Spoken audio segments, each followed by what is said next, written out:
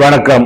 ஒரு விளையாட்டு வீரர் கூட தோற்று போன சக விளையாட்டு வீரரை பார்த்து நக்கலோ நையாண்டியோ பண்ண மாட்டாரு. மாறா அவங்கள்ட்ட போய் கை கொடுத்து நட்பு பாராட்டுவார். இதுதான் நாகரிகம்.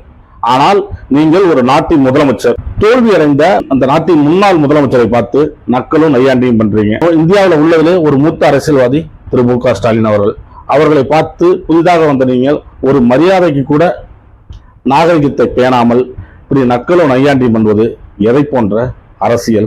நீங்க இப்போ நடிகர் இல்ல, நீங்க முதலமைச்சர் ஆயிட்டீங்க. நீங்க ஒரு அரசியல்வாதி.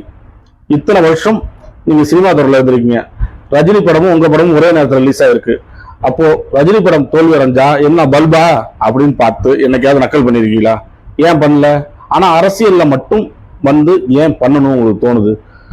அப்போ அரசியல் நாகரிகங்கிறது உங்களுக்கு சுத்தமா தெரியல. இன்னும் நீங்க சினிமா நடிகராகவே இருக்கீங்க. அப்படின்னு தானே இதை பொருள் கொள்ள முடியும். நீங்க அப்பாவை காணும் அப்படின்னு சொல்லிட்டு ஒரு கமெண்ட் சொல்றீங்க. அதுக்கு அவங்க செங்கல்பட்டுல கணவனை தாடணும் ஒரு பெண் தேடிட்டு இருக்காங்கன்னு சொல்லிட்டு அவங்க ரீகவுண்டர் பண்றாங்க. நீங்க எவ்வளவு பெரிய பொறுப்புல இருக்கீங்க? இந்த அவமானம் உங்களுக்கு தேவையா?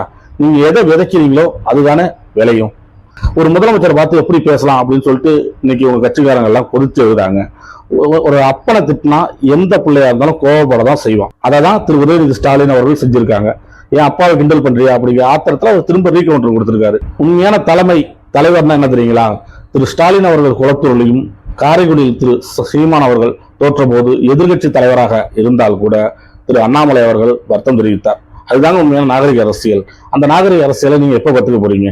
சமூக ஊடகங்கள்ல கருத்து சொல்றவங்கள, எதிர்கட்சியா வந்து மேடையில பேசுறவங்கள உங்க காவல்துறையை வச்சு மிரட்டுறீங்க. ஆனா இன்னைக்கு தேசிய ஊடகத்துல உங்களை அரச என்ன கேவலப்படுத்துறாங்கன்னு மட்டும் கொஞ்சம் பார்த்துட்டு வாங்க.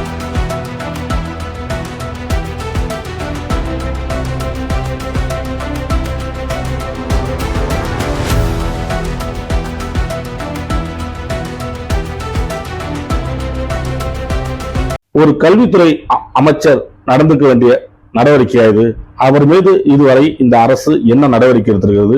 முதலமைச்சர் என்ன நடவடிக்கை எடுக்க உத்தரவிட்டிருக்காரு? நீங்க ஒரு மைனாரிட்டி கவர்மெண்டா இருக்குங்க, உங்களுக்கு 5 எம்எல்ஏ ஆதரவு தர்றாங்கிறதுக்காக அவங்க என்ன வேணாலும் பண்ணிட்டு போலாம்னு சொல்லிட்டு இப்படி கண்டும் காணாம இருக்கீங்களே, இது என்ன நியாயம்? அவர்கள் என்ன செய்தாலும் ஒன்றை மட்டும் புரிந்து கொள்ளுங்கள், அந்த பழியும் பாவமும் உங்கள் மீதுதான் வரும். நன்றி, வணக்கம்.